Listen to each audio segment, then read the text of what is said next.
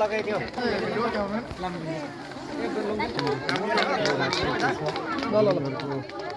ताली ताली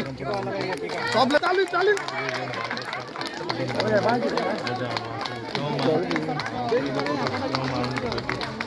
जम्मू कश्मीर ठाउँमा प्रवेश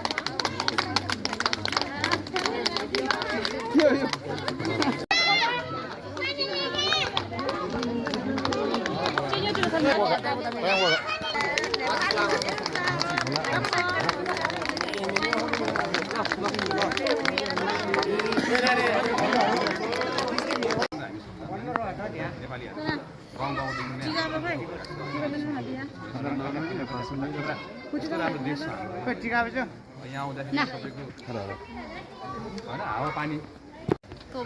यस्तो राम्रो देश तपाईँको बिग्रिरहेको समयमा केही मौका पाउँदाखेरि एउटा गुरुङको छोरा भएर पनि होइन आफ्नो गोर्खाको जिल्लाको एउटा बासिन्दा एउटा हाम्रो पुर्खाहरू यहाँ एउटा पहिचानले गर्दा पनि गोर्खालाई चाहिँ हामीले यहाँ मात्र विदेशमा पनि अब चिनाउनुपर्छ भन्ने हिसाबले हामी लागिरहेको छौँ। हामी हाम्रो पुर्खाको ठाउँ हो नि त। यो पहिलोचोटि चाहिँ म तपाईँ दुई तिनचोटि आइसकेँ क्या हजुरको त्यतिखेर बाटो बनाएको थियो बाटो बनाएको थियो मान्छे खोलासम्म मात्र थियो होइन बाटो अनि आउनै पाइनँ बल्ल बल्ल मौका पायो अनि त्यही हजुरलाई धेरै धेरै धन्यवाद होइन यति माया गरिदिनु भएको यति आशीर्वाद दिनुभएको उहाँ त अहिले मेन आशीर्वाद चाहिन्छ कि होइन शत्रुहरू धेरै छ देखिहाल्नु माया लाग्छ जहाँसुकै कुनामा भनौँ न तपाईँहरू कुनै कुनामा हुनुहुन्छ होला तर मलाई चाहिँ यस्तो चाहिँ लाग्थ्यो कि त्यतिखेर मैले यो गरिनँ भने चाहिँ मेरो देशको एउटा कुनाको गाउँलाई चाहिँ दुःख पर्छ होला उहाँहरूलाई केही न केही सास फेर्ने मौका चाहिँ अहिले मेरो हातमा आइरहेको छ यो मौका चाहिँ मैले छोड्नु हुँदैन होला भनेर त्यतिखेर हजुर मर्छ भनेर लड्यो नि त मर्छ भोलिदेखि त तपाईँको अब अट्याक आउनु थालिहाल्यो होइन उनीहरूले अब आक्रमण गर्नु थालिहाल्यो तर देशको लागि तपाईँको यो गर्नु पाउनुमै एकदम ठुलो कुरा हो त्यसमाथि हाम्रो समुदायबाट नि अब भनौँ न एउटा सुगम गुरुङ भनेर अहिले तपाईँको गुरुङले गरेर पनि तपाईँको हामीहरूलाई जसरी एउटा भारतबाट आएको भनेर हामीलाई भन्यो नि त यो मलाई मात्र प्रहार हो कि हाम्रो सम्पूर्ण समुदायलाई प्रहार जस्तो भएको छ कि त्यसलाई पनि एउटा मैले देखाउनु थियो कि मेरो गाउँ कस्तो छ मेरो ठाउँ कस्तो छ मेरो समाज कस्तो छ मेरो परिवेश कस्तो छ मेरो इतिहास के छ